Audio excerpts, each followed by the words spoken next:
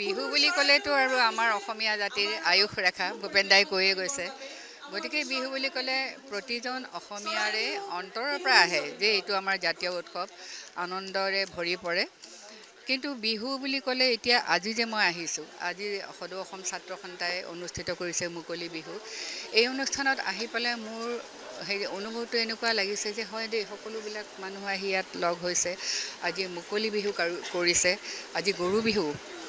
গতিকে মোৰ অনুভৱটো যে বিহুক আমি সদায় অন্তৰৰ পৰা ভাল পাওঁ, প্ৰত্যেকজন অসমীয়াই ভাল পায় আৰু অসমত বসবাস কৰা সকলো শ্ৰেণীৰ মানুহে বিহুক ভাল পায়।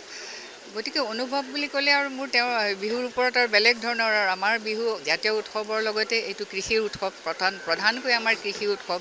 তাৰপিছত আহিলে এইটো পথাৰৰ বিহু আছিলে, গছৰ তলৰ বিহু আছিলে। স্বৰ্গদেউ ৰুদ্ৰসিংহই ইয়াক ৰাজ কাৰেঙৰ হেৰিলৈ আনিলে, ৰংঘৰৰ বাকৰিলৈ আনিলে, তাৰপিছত মৰ্যাদা দিলে ইয়াৰ বিহুক। আকৌ সলনি হ'ল, গোটেই সংস্কৃতি সলনি হৈ গৈ আছে সময়ৰ লগে লগে। তাৰপিছত আহি গ'ল আমাৰ মঞ্চ বিহুলৈ আহি গ'ল। আৰু মঞ্চ বিহুত এতিয়া দেখা গ'ল যে আৰম্ভণিতে মঞ্চ বিহুত আমাৰ সকলো জাতি জনগোষ্ঠীৰ সংস্কৃতিবিলাকৰ অগ্ৰাধিকাৰ দিয়া হৈছিলে। এতিয়া পিছে মঞ্চ বিহুবিলাকত দেখা যায় যে প্ৰতিযোগিতা বহুত অনুষ্ঠিত হয়।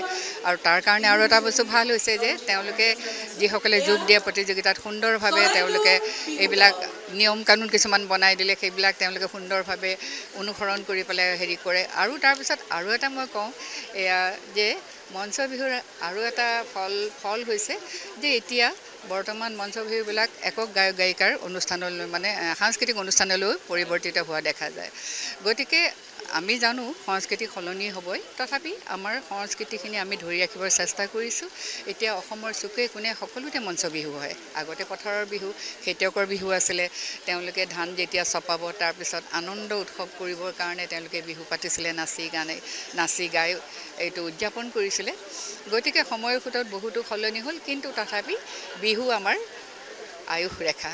যিমান দিনলৈকে অসমীয়া থাকিব, বিহু থাকিবই। সেইটো খুব ভাল প্ৰয়াস।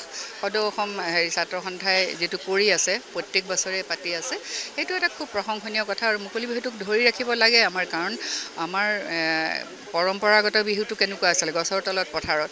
পিছত যেতিয়া সলনি হ'ল, সংস্কৃতি সলনি হ'ল, সময় সলনি হ'ল, সকলোবিলাক সলনি হ'বই। কিন্তু আমাৰ যিটো মূল শিপাডাল, বিহুৰ যিটো মূল শিপাডাল, আমি এতিয়া বিহুগীতবিলাক গালে দেখোঁ যে আগৰ যিবিলাক বিহু আছিলে তাৰ বদলি এতিয়া বিহুৰ সুৰটো ৰাখিছে বাৰু, কিন্তু কথাবিলাক বেলেগ দি পেলাই এটা বিহুসুৰীয়া আধুনিক গীতৰ সৃষ্টি হৈছে।